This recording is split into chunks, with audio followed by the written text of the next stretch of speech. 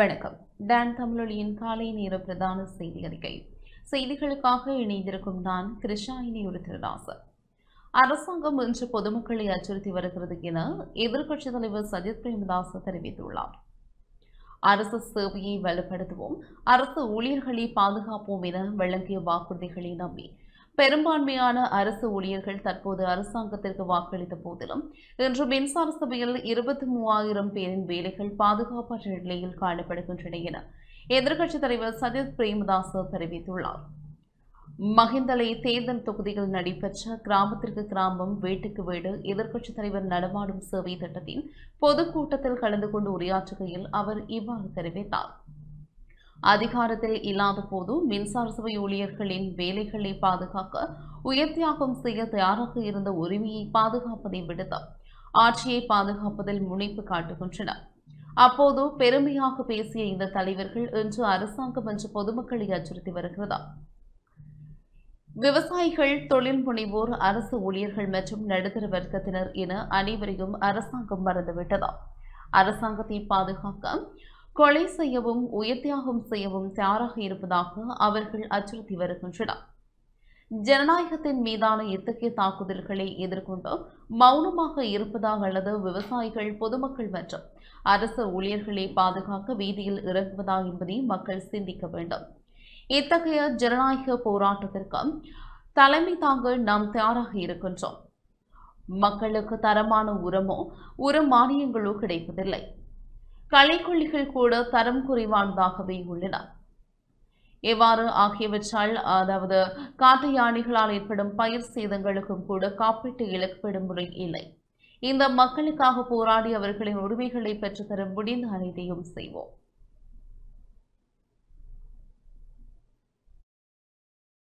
ත්‍රස්තවාදීන් හිටපු මේ භූමිය තුල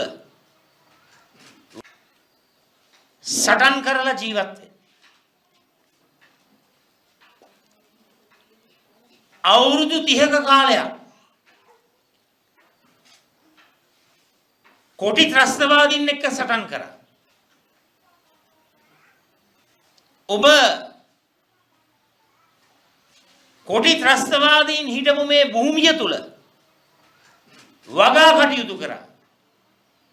ගෙවල් හදාගත්තා. මායිම් ගම්මාන බවට පත් වුණා. මායිම් ගම්මාන හැටියට රටටම ආරක්ෂාව ලබා දුන්නා.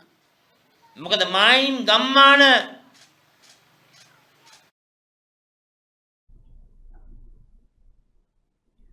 முன்னாள் ஜனாதிபதிகளான கோட்டாபய ராஜபக்ஷ, மஹிந்த ராஜபக்ச சந்தித்து கலந்துரையாடியுள்ளனர். முன்னாள் ஜனாதிபதியான கோட்டாபய ராஜபக்ச தனது மூத்த சகோதரரும் முன்னாள் ஜனாதிபதியுமான மஹிந்த ராஜபக்சவை நேற்று சந்தித்துள்ளார். தங்காலை கால்டன் இல்லத்திற்கு தனது மனைவியுடன் சென்ற சுமார் 2.5 மணி நேரம் இந்த சந்திப்பு நீண்டதாகவும் இதன்போது அரசியல், குடும்ப விவகாரங்கள் தொடர்பில் பேசப்பட்டன எனவும் தெரிய வருகின்றது. சந்திப்பு நிறைவடைந்த உடனேயே கோட்டாபய ராஜபக்ச கொழும்புக்கு திரும்பினார் எனவும் தெரிவிக்கப்பட்டுள்ளது.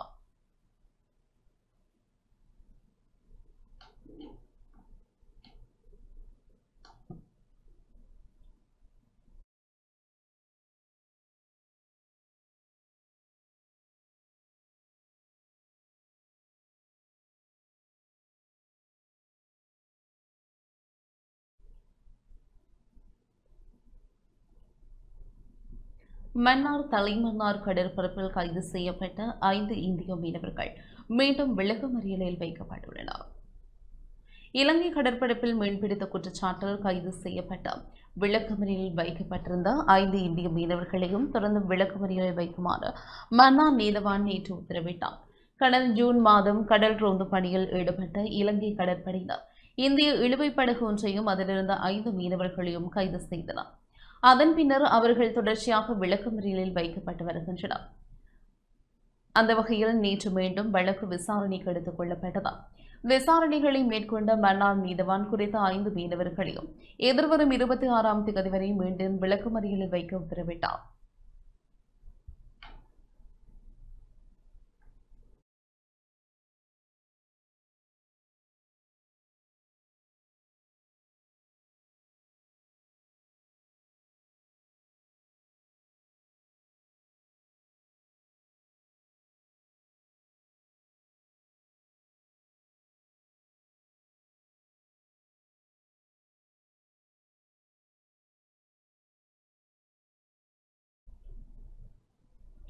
நாட்டை முன்னோக்கி நகர்த்த சமூக வாழ்க்கையை திறமையாக மாற்ற வேண்டும் என ஜனாதிபதி அனுரகுமார் திசாநாயக்க தெரிவித்துள்ளார்.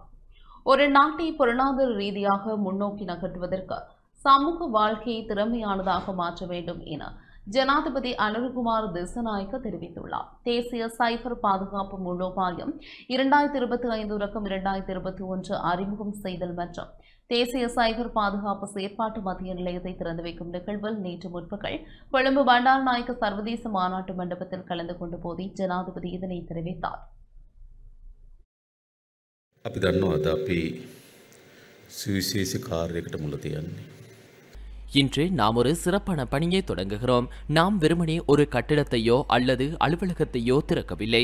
டிஜிட்டல் மயமாக்கலை நோக்கி நாம் ஒரு வலுவான பயணத்தை மேற்கொள்ள வேண்டுமென்றால் பாதுகாப்பு, வலிமை மற்றும் நம்பகத்தன்மை அவசியம். இன்று அதற்கு தேவையான சைபர் பாதுகாப்பு கட்டமைப்பை நாம் ஆரம்பித்து வைத்துள்ளோம். நமது நாட்டின் டிஜிட்டல் பொருளாதார பயணத்தில் இது ஒரு மிக முக்கியமான தருணமாகும். அரசியலமைப்பை பார்த்தாலும் சரி, உலக பொருளாதாரத்தின் தன்மையை பார்த்தாலும் சரி, முக்கிய காரணி என்னவென்றால் அந்த நேரத்தில் தொழில்நுட்பம் மற்றும் விஞ்ஞானத்தின் வெற்றிகளை விரைவாக உள்வாங்கக்கூடிய நாடுகள் மிக விரைவாக வளர்ச்சியின் விளிம்பை நோக்கி நகர்கின்றன. தொழில்நுட்பம் மற்றும் விஞ்ஞானத்தின் முன்னேற்றங்களை விரைவாக உள்வாங்க தவறும் நாடுகள் அதேபோன்று பின்தள்ளிவிடப்படுகின்றன. இலங்கை என்ற ரீதியில் நாம் எதிர்நோக்கும் நெருக்கடி அதில்தான் அடங்கியுள்ளது என நான் நினைக்கின்றேன். 16 மற்றும் 17ஆம் நூற்றாண்டுகளில் பல கருத்தியல்கள் உருவாக்கப்பட்டன என்பதை நாம் அனைவரும் அறிவோம். ஆனால் இந்த கருத்தியல் ரீதியாக கட்டமைக்கப்பட்ட பல விடயங்கள் 20ஆம் நூற்றாண்டில்தான் யதார்த்தமாகின. அரசியல் வெறும் அரசாட்சியால் நிர்வகிக்கப்பட்ட உலகில் மக்களின் பங்கேற்புடன் ஜனநாயக ஆட்சியாளர்களை தேர்ந்தெடுப்பது, அதேபோன்று மனித உறவுகளில் புதிய வடிவங்கள், இவை அனைத்தும் 20ஆம் நூற்றாண்டிலே நடைமுறை நிலைக்கு கொண்டு வரப்பட்டன. அதன்படி 20ஆம் நூற்றாண்டின் பிற்பகுதியிலிருந்து இந்த டிஜிட்டல் மயமாக்கப்பட்ட உலகம் ஒரு முக்கிய பங்கை வகிக்க தொடங்கியது. எமக்கு தெரிவு செய்ய 2 பாதைகள் உள்ளன. முதலாவது, இந்த டிஜிட்டல் மயமாக்கலை மிக விரைவாக ஒருங்கிணைத்து அதை ஒரு நடைமுறை யதார்த்தமாக மாற்றுவதாகும். பின்னர் நாம் முன்னேறிய தேசங்களுடன் இணையாக பயணிக்க முடியும். அந்த தொழில்நுட்ப சாதனைகளை முறையாக பெற தவறுவதன் மூலம் நாம் உலகத்திலிருந்து நம்மை மேலும் தூரமாக்கிக் கொள்கிறோம்.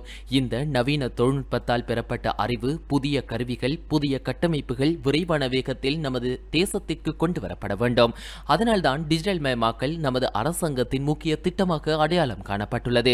அறிஞர்கள் மற்றும் நிபுணர்கள் அதற்காக மிகுந்த அர்ப்பணிப்புடன் பணியாற்றி வருகின்றனர். நமது அரசு சேவை குறிப்பிடத்தக்க அளவினால் சிதைவடைந்த ஒரு வரலாற்றை பெற்றுள்ளது. 70களில் பெருமைமிக்க அரசு சேவையை நாங்கள் பெற்றிருந்ததாக பெருமை பேசும் நாம் எங்கள் பெருமையில் சிக்கி சீரழிந்த அரசை பெற்றுள்ளோம். எனவே இந்த டிஜிட்டல் மயமாக்கலின் மூலம் சிதைவடைந்த அரச இயந்திரத்தை மிகவும் திறமையான அரச இயந்திரமாக மாற்ற வேண்டும். குறிப்பாக அரச இயந்திரத்தால் பிரஜைகளுக்கு வழங்கப்படும் சேவையை திறமையானதாக மாற்ற வேண்டும். திருப்திகரமான மற்றும் செயற்திறனான அரசு சேவையை வழங்க புதிய கட்டமைப்புகள் உருவாக்கப்பட வேண்டும். மேலும் அதன் செயல்திறனின் பலன்கள் மக்களை சென்றடைய வேண்டும். அதேபோன்று வெளிப்படைத்தன்மையும் மிக முக்கியமானது. நமது அரசு இயந்திரம் வெளிப்படைத்தன்மை என்ற விடயத்தில் ஆழமான நெருக்கடியை எதிர்கொள்கிறது. கொள்முதல், மானியங்கள், ஆட்சேர்ப்பு மற்றும் கொள்கை முடிவுகளில் இது வலுவான தாக்கத்தை ஏற்படுத்துகிறது. எனவே இந்த வெளிப்படைத்தன்மையை உறுதி செய்வதில் இந்த டிஜிட்டல் மயமாக்கல் மிகவும் முக்கியமானது. மேலும் மனித தேவைகளை பூர்த்தி செய்வதிலும் புதிய சந்தைகள் மற்றும் பொருளாதார வாய்ப்புகளை உருவாக்குவதிலும் டிஜிட்டல் மயமாக்கல் மிகவும் முக்கியமானது. வர்த்தகர்கள் டிஜிட்டல் மயமாக்கல் மூலம் புதிய சந்தைகளை எட்ட முடிகிறது. சமீபத்திய காலங்களில் முன்னேற்றம் அடைந்த அரசு மற்றும் தனியார் நிறுவனங்களை பார்த்தாலும் இந்த புத்தாக்கங்கள் மூலம் புதிய சந்தைகள் உருவாக்கப்பட்டுள்ளன. எனவே வர்த்தக உலகிற்கும் இது மிகவும் முக்கியமானது. ஒரு நாட்டை பொருளாதார ரீதியாக முன்னோக்கி நகர்த்துவதற்கு சமூக வாழ்க்கையை திறமையானதாக மாற்ற வேண்டும். இது டிஜிட்டல் பொருளாதாரம் மூலம் நிகழ்கின்றது. இனியும் சிறைப்படுத்தப்பட்ட வாழ்க்கைக்கு பதிலாக சுதந்திரமான சூழலில் ஒருவரின் அன்றாட தேவைகளை பூர்த்தி செய்யக்கூடிய கருவிகள் இந்த டிஜிட்டல் மயமாக்கல் மூலம் உருவாக்கப்படுகின்றன. எனவே அரசு சேவையாக இருந்தாலும் சரி, வர்த்தக உலகமாக இருந்தாலும் சரி, சாதாரண பிரஜைகளுக்காக இருந்தாலும் சரி, இதுவே நமது பொருளாதாரத்தின் முக்கிய மூலோபாயமாக மாற வேண்டும். மக்கள் இயந்திரங்களாக மாறி மனித உணர்வுகளை இழப்பார்கள் என்று சிலர் கருத்தாடல்களை உருவாக்குகிறார்கள். அவ்வாறு நடக்காது. மக்கள் இயல்பாகவே உணர்ச்சி வசப்பட்டு சமூக உறவுகளால் நிற்பப்பட்டிருக்கிறார்கள். எனவே இந்த திசையே அதற்கான பாதை. சாத்தியமான விபத்துக்களை தடுப்பதற்கான அணுகுமுறை ஒரு வலுவான வளையம் வலையமைப்பை உருவாக்குவதாகும். அந்த தொழில்நுட்பத்தின் மூலம் அதை உருவாக்க முடியும். இதை மேலும் மேம்படுத்த வேண்டும். இப்போது பெறப்பட்ட அறிவு புதிய அறிவையே உருவாக்குகிறது. அந்த மாற்றம் வேகமாக நடைபெறுகிறது. முன்பு அச்சுறுத்தலை எதிர்கொள்ள ஒரு சுவரை கட்ட முடியும். இருப்பினும் சைபர் பாதுகாப்பு கட்டமைப்பு ஒரு சுவர் அல்ல. இது தொடர்ந்து அச்சுறுத்தலை எதிர்கொள்ள முடியும். மேலும் அதை தொடர்ந்து தடுப்பதில் கவனம் செலுத்தப்பட வேண்டும். எனவே இந்த தேசிய சைபர் பாதுகாப்பு கட்டமைப்பானது தேசிய பாதுகாப்பு, தேசிய பொருளாதாரம் மற்றும் நமது நாட்டின் குடிமக்களின் வாழ்க்கை முறையை பாதுகாப்பதில் மிகவும் முக்கியமானது. இதற்கு பங்களித்த அனைத்து அறிஞர்கள் மற்றும் நிபுணர்களுக்கும் எனது நன்றியை தெரிவித்துக் கொள்கிறேன். மேலும் இந்த நடவடிக்கைகளை இன்னும் வலுவாக முன்னெடுத்து செல்வதற்கு அவர்களுக்கு வாழ்த்து தெரிவிக்கிறேன் என்றும் ஜனாதிபதி தெரிவித்தார். டிஜிட்டல் பொருளாதார விவகாரங்களுக்கான பிரதி அமைச்சர் இரங்க வீரரத்ன, பாதுகாப்பு பிரதி அமைச்சர் ஓய்வு பெற்ற major general Aruna Jayasekara, digital பொருளாதாரத்திற்கான சிரேஷ்ட ஜனாதிபதி ஆலோசகர் மற்றும் தகவல் மற்றும் தொடர்பு தொழில்நுட்ப நிறுவனத்தின் தலைவர் கலாநிதி ஹான்ஸ் விஜயசூரிய, உலக வங்கியின் சிரேஷ்ட டிஜிட்டல் அபிவிருத்தி நிபுணர், பிரதமரின் செயலாளர் ஜி பிரதீப் சபுதந்திரி, டிஜிட்டல் பொருளாதார அமைச்சின் பதில் செயலாளர் வருணஸ்ரீ தனபால, இலங்கை சர்ட் நிறுவனத்தின் தலைவர் திலக் பத்திரகே மற்றும் இந்த துறையுடன் தொடர்புள்ள அறிஞர்கள் மற்றும் நிபுணர்கள் குழுவும் இந்த நிகழ்வில் பங்கேற்றனர். රාජ්‍යාන්තරණ බවට පරිවර්තනය කළ යුතුයි.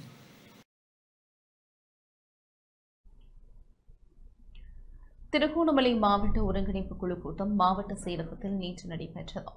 திருகோணம் மாவட்ட ஒருங்கிணைப்பு குழு கூட்டம் அரசாங்க அதிபர் WGM ஹேமந்தகுமார்வின் ஒழுங்குபடுத்தலின் கீழ் வெளிவிகார வெளிநாட்டு வேலைவாய்ப்பு பிரதி அமைச்சரும் திருகோணமலை மாவட்ட ஒருங்கிணைப்பு குழு தலைவருமான அருண் கேமச்சந்திரா தலைமையில் நேற்று நடைபெற்றது.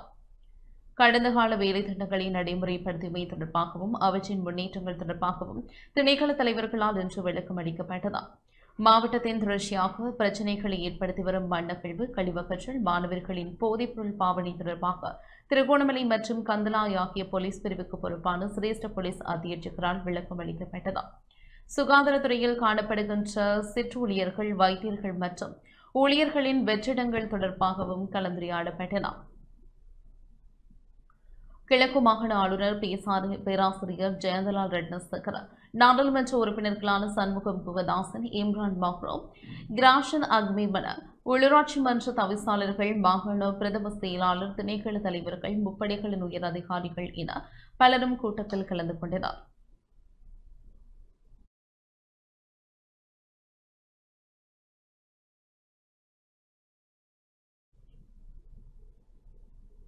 திருகோணமலை மாவட்ட செயலகத்திற்கு முன்பாக முத்துநகர் விவசாயிகள் 3வது நாளாகவும் போராட்டத்தில் ஈடுபட்டு வருகின்றனர். திருகோணமலை முத்துநகர் விவசாயிகள் 3வது நாளாக நேற்றைய தினமும் போலீசாரின் இடையூறுக்கு மத்தியில் திருகோணமலை மாவட்ட செயலகத்திற்கு முன்பாக தொடர் போராட்டத்தில் ஈடுபட்டனர். விவசாயிகளிடமிருந்து கொள்ளையடித்து கம்பெனிகளுக்கு வழங்கப்பட்ட முத்துநகர் விளைநிலங்களை உடனடியாக திருப்பிக் கொடு, இந்தியன் கம்பெனிகளின் நிலம் மற்றும் வள சூறையாடல்களுக்கு எதிரான போராட்டத்தை தொடங்கவும் போன்ற பதாகைகளை ஏந்தியவாறு போராட்டத்தில் விவசாயிகள் ஈடுபட்டனர். நேற்றைய தினம் திருகோணமலை மாவட்ட ஒருங்கிணைப்பு குழு கூட்டம் இடம்பெற்ற நிலையில் போராட்டம் தொடர்ந்தது. ஒருங்கிணைப்பு குழு கூட்டத்தில் கலந்து கொண்டிருந்த திருகோணமலை மாவட்ட தேசிய மக்கள் சக்தியின் பாராளுமன்ற உறுப்பினர் ரோஷான் அக்மிமன போராட்டங்களில் 15 பேரை அவரது அலுவலகத்திற்கு அழைத்து பேச்சுவார்த்தையில் ஈடுபட்டமை குறிப்பிடத்தக்கது.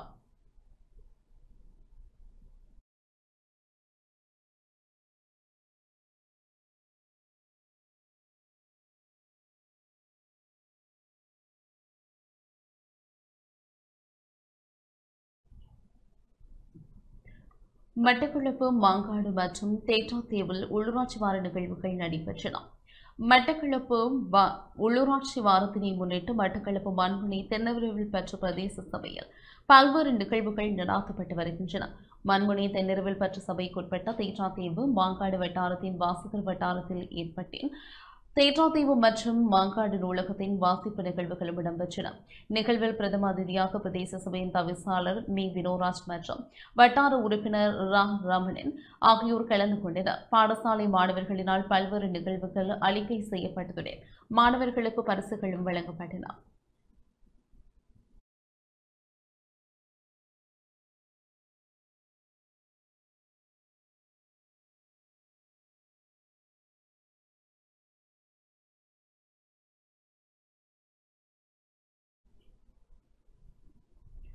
மன்னார் காற்றாலை திட்டத்தை நிறுத்துமாறு கோரி நேற்று ஜனாதிபதி செயலகம் முன்பாக ஆர்ப்பாட்டம் நடத்தப்பட்டது. மன்னார் காற்றாலை திட்டத்தை நிறுத்தக் கோரி கொழும்பு கோட்டை ஜனாதிபதி செயலகத்திற்கு முன்பாக நேற்று ஆர்ப்பாட்டம் ஒன்று முன்னெடுக்கப்பட்டது. இந்த ஆர்ப்பாட்டத்தில் வடக்கு கிழக்கை சேர்ந்த பொதுமக்கள் கலந்து கொண்டதுடன் சமூக ஆர்வலர்கள் பலரும் பங்கேற்றனர். இதன்போது அந்த பகுதியில் போலீஸ் பாதுகாப்பு பலப்படுத்தப்பட்டதுடன் கலகம் எடுக்கும் போலீசார் வரவழைக்கப்பட்டனர்.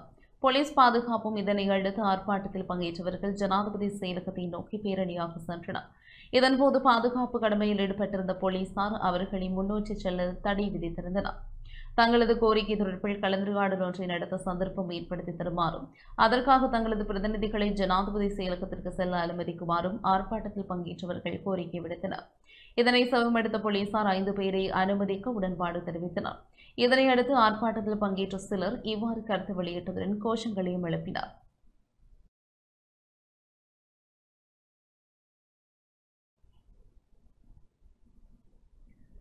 இத்துடன் இந்த செய்தி அறிக்கை நிறைவு பெற்றது. தொடர்ந்து நிகழ்ச்சிகளோடு இணைந்திருங்கள். வணக்கம்.